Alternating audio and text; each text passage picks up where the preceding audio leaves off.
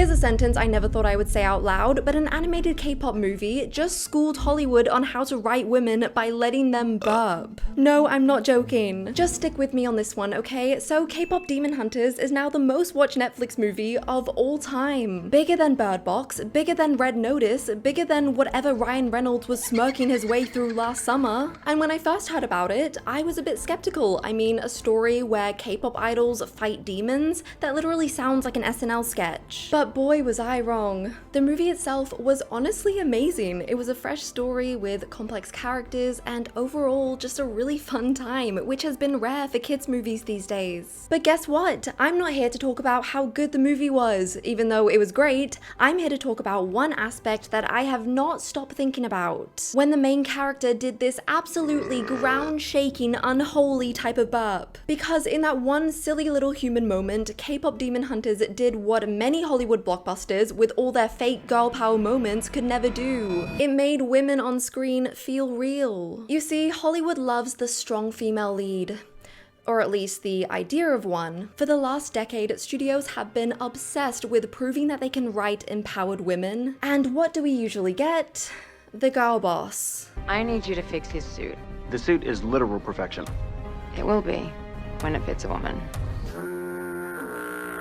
Now, the term didn't start in Hollywood. It was originally a book called #Girlboss by Sophia Amoruso in 2014. It was supposed to be about female ambition, strong women in charge, all that good stuff, but as soon as companies and brands jumped on the trend, the meaning of the word just completely changed. By 2020, girlboss didn't mean empowerment, it meant you were being sold empowerment like a product. You know the vibe, a pink water bottle that says "Girl Power Slay" in cursive on it, while the company still underpays women in real life. They also sell it for double the amount that they sell the blue men's one, even though it's the exact same product, you know, that type of thing. And of course, Hollywood saw this shiny new word and said, oh yes, please, I'll have one of those. But the reason why it feels so forced is because this is the exact same industry that spent decades using women as background decoration. The love interest, the sexy sidekick, the random shot of legs walking in slow motion. But when girl boss started trending, studios just swapped out one cliche for another. Instead of damsel in distress, we now have the strong female lead. Which sounds great on the surface, but underneath it all, women still weren't characters, they were just props. Only now, the props had catchphrases and power stances instead of push-up bras. And that's why so many of these characters just feel so hollow and empty. They're styled to look cool and powerful, but when you actually watch them in action, there is just nothing going on underneath. They have no flaws, no awkwardness, no character arc. They're not people that you can connect with. They're just made to tick boxes on some girl boss checklist. Take Avengers Endgame for example, and you know exactly what scene I'm talking about, where every single female superhero just happens to land in the exact same spot for this huge girl power moment. It was supposed to be inspiring.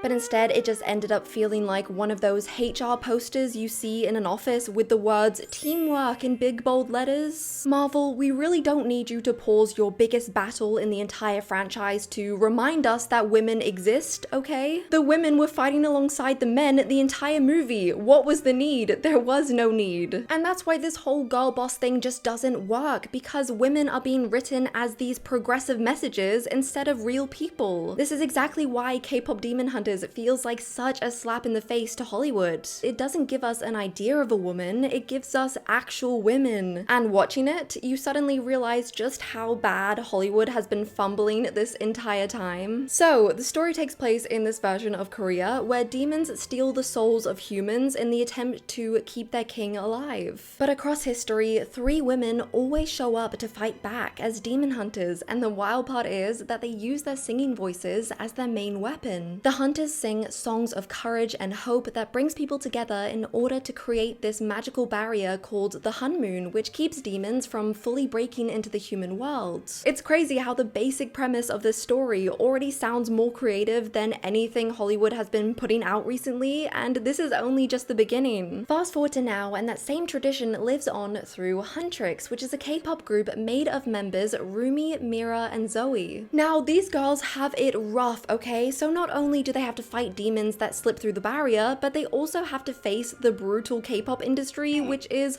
arguably worse. So Huntrix are at the peak of their popularity, and the world tour has nearly turned the Hunmoon barrier completely golden, which means that the demon world would be sealed off for good. For Mira and Zoe, turning the Hunmoon barrier gold is the least of their worries right now because all they want to do is just relax after their tour. But unfortunately for them, Rumi has other plans and releases their new single Golden in hopes that it would complete the barrier. I would have been absolutely livid if I was the other two. What do you mean you're not giving us a break?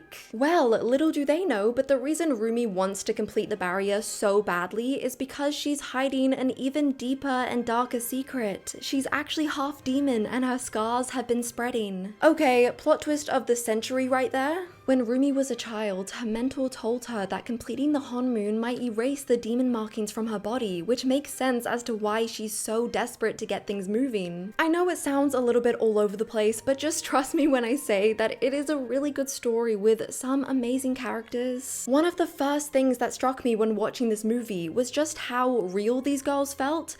You know, despite being animated pop star demon slayers, they have inside jokes with each other. They're unapologetically cringe at times.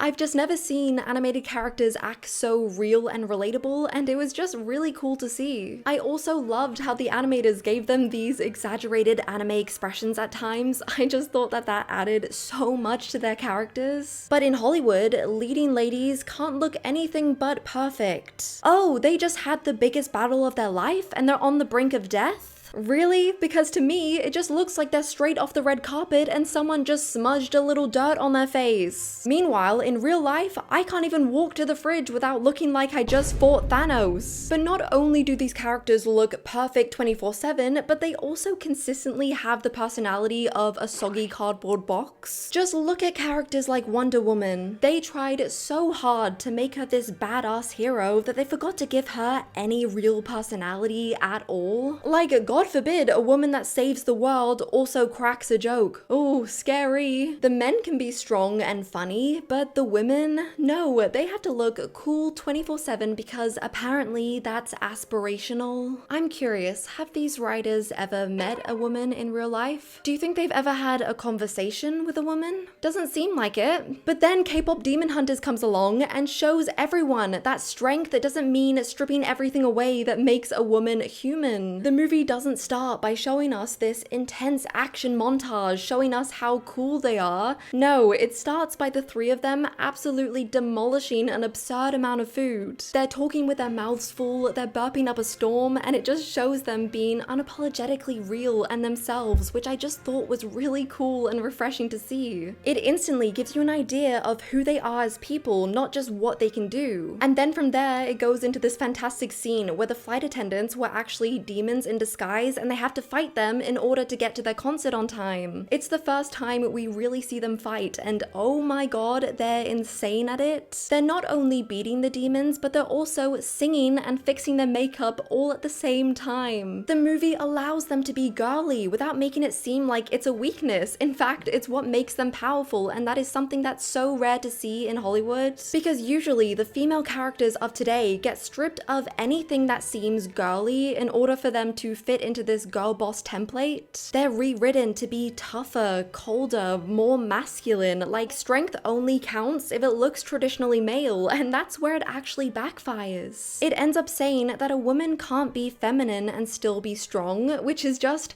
ridiculously backwards. Take the live action Snow White for example. In the original, Snow White is seen as a sweet and nurturing character who makes friends with the animals and sees the good in everyone. Sure, she's not out there slaying dragons, but in my opinion, her strength comes from the way that she inspires people through her kindness. But sadly, for current Disney standards, her strength was not nearly girl boss enough, so they decided to completely change her. That is not going to be saved by the prince. She's not going to be saved by the prince, and she's not going to be dreaming about true love. She's dreaming about becoming the leader she knows she can be, and the leader that her late father told her that she could be if she was fearless, fair, brave, and true. Oh, brother, this guy stinks! Don't get me wrong, there is nothing wrong with having a story with this type of character, but it's the way that they felt like there was something wrong with the original, and that's what rubs me the wrong way. The original Snow White loved to bake, she took care of others, and she dreamed of falling in love. Does every woman want these things? No, of course not. But it's so important to understand that the women that do like these things aren't any less feminist because of it.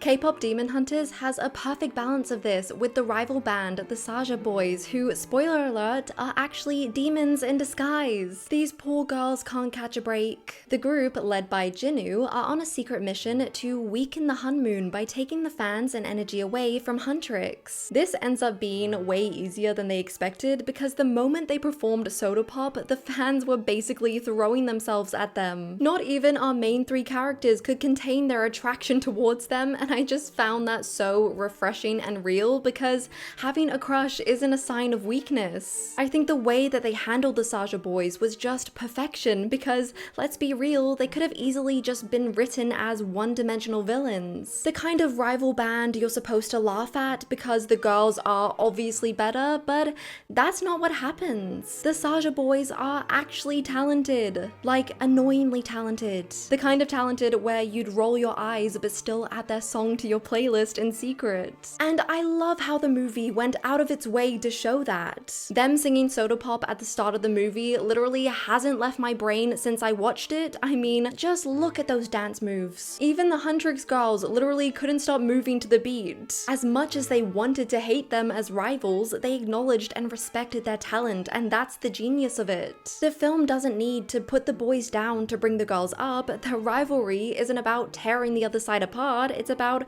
proving themselves on an equal playing field. The girls know the Saja Boys are good, so they have to be better. They have to work harder, train harder, push themselves so that when the big showdown comes at the end, they can stand on that stage and prove that they deserve to win. And that is such a refreshing take, especially for a movie aimed at a global audience, because it shows us that female empowerment doesn't have to come at the expense of men's talent. And I can't help but think about the Barbie movie in this context. Now, don't get me wrong, I love the Barbie movie and I think it had so many empowering moments, but a lot of the time, those moments came at the expense of the male characters. The Kens are clueless and powerless. They basically have the combined IQ of a beach ball, which, to be fair, kind of makes sense since their entire job description is literally beach. They're basically useless unless they're hyping the Barbies up, which I can understand how some people may view this as a yes, girl power, flip the script kind of moment, but to me, it's just kind of lazy. Like, the movie's idea of feminism is just making the guys dumb so the girls look smarter. But K-Pop Demon Hunters doesn't play that game. The Saja Boys aren't losers, they're good, talented competition. And that's what makes the girls' victory actually feel earned, because they actually had to work to get it. And that's exactly where Hollywood goes wrong, because instead of letting women prove themselves like Huntrix, they keep building these female characters who don't need to prove anything because they're already overpowered and underwritten and about as human as a cardboard cutout. Let's just talk about Captain Marvel for a second, because she's basically the poster child for this problem. She's supposed to be Marvel's big feminist icon, their answer to decades of underwritten women in their films, but what do we get? A character who's already great at everything from the second she's on the screen. But the problem is, she just feels so empty because she never actually has to go through anything. Her journey is literally just remembering that she was always awesome. Like, okay, congrats, but that doesn't exactly make for riveting character development. She doesn't fail, she doesn't make messy choices, she's literally just Marvel's idea of what a strong woman should look like without actually making her human. And then we have Disney's live-action Mulan. The original animated Mulan worked so well because she was ordinary. She was clumsy and lacked so much confidence, but she still became a warrior through pure hard work and determination. That was the point of the story. She wasn't born special, she had to prove herself. But in the remake, nope, forget training, forget failure, forget growth. This Mulan was basically a superhero from the start. She got these weird magical powers when she was a kid, which allows her to do random parkour and beat up grown men before even joining the army. That's what it means to be feminist, I guess. Because to me, it was the opposite. By making her just special from the get-go, they robbed her of having any actual character growth. And that completely ruins the message of the story. Instead of telling girls you can work hard and make yourself strong, it tells them, sorry, only the naturally gifted get to be heroes. And it's just so annoying because Mulan was that girl boss hero to start off with, so what on earth were they thinking? Again, K-Pop Demon Hunters does not fall into this trap. Yes, okay, these girls are powerful. I mean, they literally have magical weapons and can do martial arts, all whilst being K-pop idols, but they also fail. A lot. They doubt themselves and they need the help of each other to succeed. Towards the end of the movie, Rumi's demon side gets revealed to her bandmates and oh boy, are they not happy about it, mainly because she lied and just hid it from them. So that triggers a big conflict between them and causes a rift in their friendship. But there's an amazing moment in the final battle where Rumi is struggling against the Demon King and it looks like she might lose, until Mira and Zoe join in with their voices to strengthen the music's magic. And I think it's the most empowering scene in the entire movie because it perfectly encapsulates what girl power really is. Women supporting women. Each girl in Huntrix has been developed as an individual with their own struggles and insecurities, but they all come together to lift each other up. And the fact that these girls never once have to come together and say, see, girls can do anything. No, they just do the things and it makes it so fun and not feel forced. I found myself smiling when the trio would do a cool synchronized fight move or drop a funny line mid-battle because it felt like them. Not like the screenwriters were trying to get a round of applause for making women look cool. Here's a little test I use. If a movie's girl power moment feels cringe, then it's probably more pandering than it is genuine. But if it makes you forget that girl power is even a concept because you're so engrossed in the character's story, then that's genuine. And K-Pop Demon Hunters had me totally engrossed. I wasn't thinking about the politics of it until afterwards when I realized, wow, I just watched 3 female leads kick butt and not once did it feel forced or patronizing. When does that ever happen in Hollywood blockbusters? Instead we get movies like Madam Web. Please keep this to yourself, I don't want it. I wanted to end the video with a quote by Maggie Can, who is the creator of the movie. She says, although the film covers themes from self-acceptance to finding your own power, I hope girls can connect with the message of friendship. Just like how Huntrix has each other, girls should support and encourage each other's silliness. To me, that's true girl power. But anyway, that is the end of today's video. Thank you guys so much for watching. Comment down below your opinions on this video, whether you feel like it's a big issue in Hollywood like I think it is, or if you haven't noticed it. I want to see the people who made it this far in the video, so if you did, comment the word golden, which is the song from the movie that I literally can't get out of my head. That and Soda Pop. Please don't forget to like and subscribe so I don't lose you in the algorithm, and I will see you in the next video. Bye!